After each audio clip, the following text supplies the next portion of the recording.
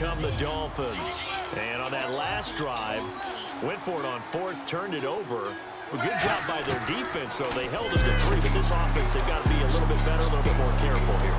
And sometimes when you see these calls on fourth down, when they decide to go for it, it's not necessarily the coach saying, I believe in my offense. Sometimes the coach saying, I believe in my defense. I can afford to go for it here, because if we don't get it, I don't think we'll give up more than 3. And that's exactly what happened. That factored in. I do. I think that he had that in his mind going into the game, that I'm going to be aggressive on offense because I know I've got a defense that can hold up their end. And he's brought down. 17 yards on the pickup there, and the drive will continue. One thing I can say pretty safely, that route is not called if you don't have a guy who can throw the ball and put some mustard on it. Because if you're going to lollipop it in the middle of the field, bad things usually happen. It takes a strong-arm guy who can rifle it in there, and they were able to successfully complete that one. That one goes for 16 yards. It sets them up first and goal. So much goes into a successful play, doesn't it? How about that play action there, freezing the defense just enough to bring the tight end free downfield for the completion. Now a play fake here on first down. Sliding out of the pocket. It's caught. Stills right side. And he is out. Back now with Charles Davis. I'm Brandon Gaudin. Second quarter begins with the Dolphins in possession of the football. And they'll come up looking to keep this drive moving. Again, Tannehill rolling to his right. And that is incomplete. Jordan Cameron is tight end, the intended receiver. And that is going to set up third and goal.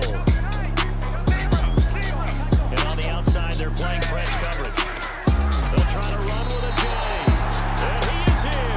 Touchdown, Miami. J taking it in. And the Dolphins are in for 6.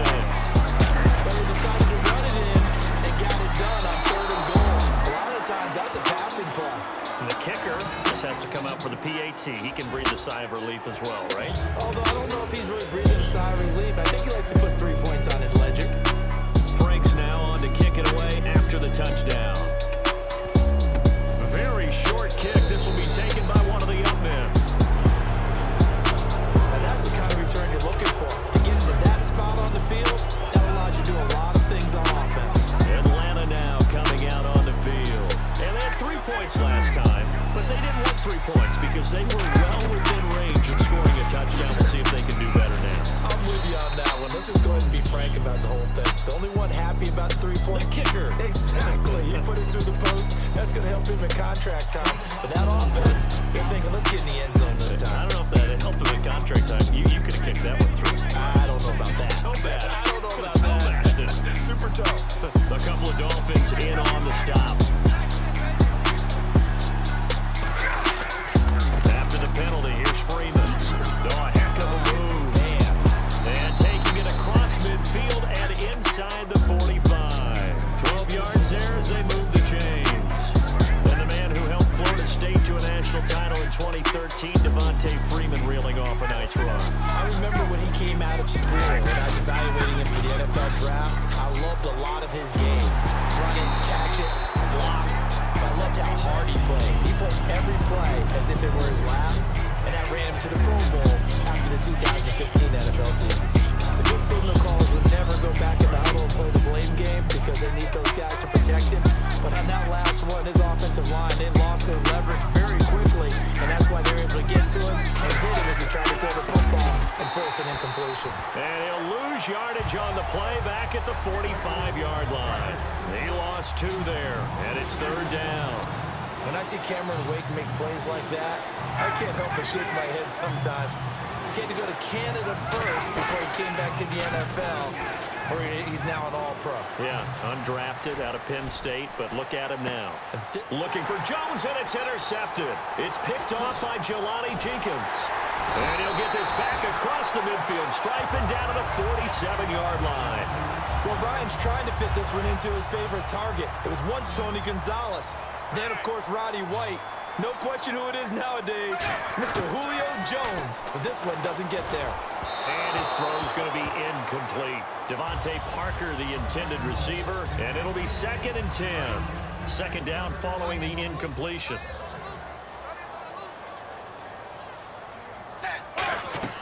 Now Tannehill. They set up the screen to Ajayi. 20. And he's going to be out of bounds down inside the 20 at the 15. A big play there on the screen pass. 32 yards. And now a first down following that long gain. It's hard to play in the NFL now as a running back and not catch the football as well. Jay Ajayi shows what you can do. And no escaping this time as he'll go down. They got him for a sack. The second-year man, Vic Beasley, coming on the blitz. He gets him for a loss of 7. It's interesting, partner, that most defenses try and guard the 35-yard line actively because they think the way kickers are nowadays, about a 52-yard field goal, they're kind of giving up points. But you get even deeper into territory, you get into the red zone, they're going to guard it even more, which means more pressure, more blitzing. 3rd and long, it's Tannehill. Call that a loss of 7 to bring up 4th. Now whistles come in. We're going to get a timeout here by the offense. They'll have 2 remaining as we step aside here in this second quarter. I don't think this will even, nope, it doesn't even get there. Well short, and this score will stay right where it is. So it's an empty possession there, and you'd have to say it's not like him to come up short on a kick like that. Yeah, and it's real easy for me to say this, but anything in the 40 to 49-yard range should be pretty automatic for an NFL kicker, especially in terms of at least getting it there. So you're right. That is Devontae Freeman. They're not going to get him. Touchdown, Falcons. Devontae Freeman, 61 yards. And the Falcons have once again taken the lead. And on that long run, maybe the defense caught napping a little bit. The concentration level may not have been there. I agree with you on that one because those types of plays, when they result like that, they're almost like big bolts of lightning, aren't they? Whoosh, and off he goes. This fielded a few yards into the end zone. And the decision to bring it out is going to cost him about 7 yards all told as he's taken down back shy of the 20. Here's Ryan Tannehill and the Dolphin offense back out onto the field. Been a decent start for him here in this first half, but bottom line, his team's losing. They got to fix something. And it starts with him. He has to keep that little quarterback strut going right now to make sure that his team sees him as confident. Continue to try and up his game, but just let him know, hey, if I'm around, if I'm the one calling signals and throwing the football, just follow me, we'll get there. Sometimes that will do more to elevate a team than anything else. See if he has that confidence. Holding offense.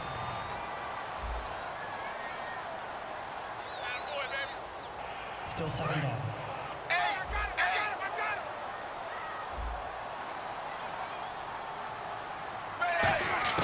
On second down, here's Tannehill. And unable to connect on the long pass. It falls down incomplete. Well, partner, I guess that answers the question about whether they're going to sit on it or not. It does. Now we'll see if they try that again.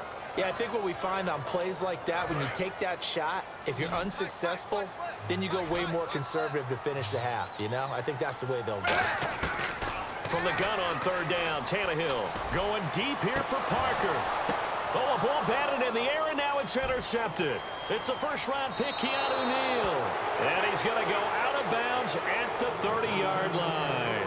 Oh, and that's a nice job defensively to get a piece of the football. He's going to pop it into the air, and then it's the tip drill. And good concentration by him to react to it and pull in the interception. This is Freeman on 1st and 10. And he's going to fight his way forward here for a modest gain. 5 yards on the carry. Good pickup on first down. 2nd and 5. A minute 59 to go in the first half. We'll come back to Miami after this. Coming up at halftime in a little less than 2 minutes, we'll send you to Orlando where Larry Ridley is standing by. He'll have highlights and analysis of this first half. Now it's Ryan. Swings it out to the flat for Freeman. And he's brought down. It's a really nice 15-yard pickup, and now it's 1st and goal.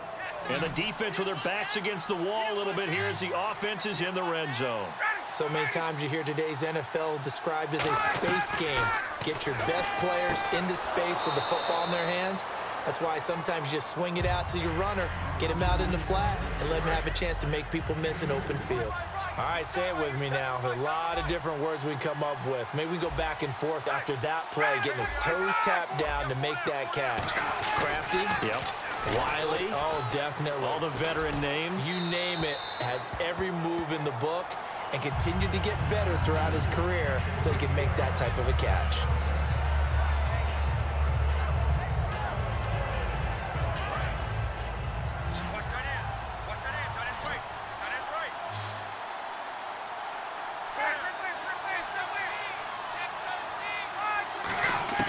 On 3rd and goal, Ryan.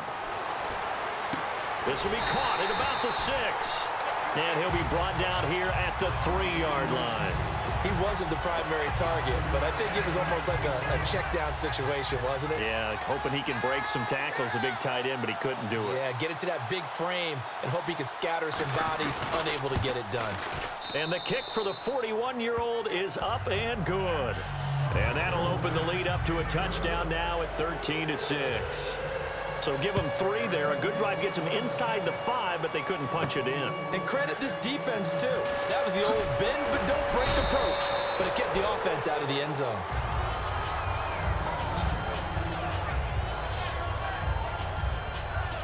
Out comes the Miami offensive unit now. They get set to take over. And what do you think goes on here in this situation? If you got the football, you're trailing, you're back in your own territory with just a little time. Do you try something? You're thinking about jump-starting your team, right? You just mentioned it. They're down. They're trying to get back into the game. But you got to figure, if something goes wrong,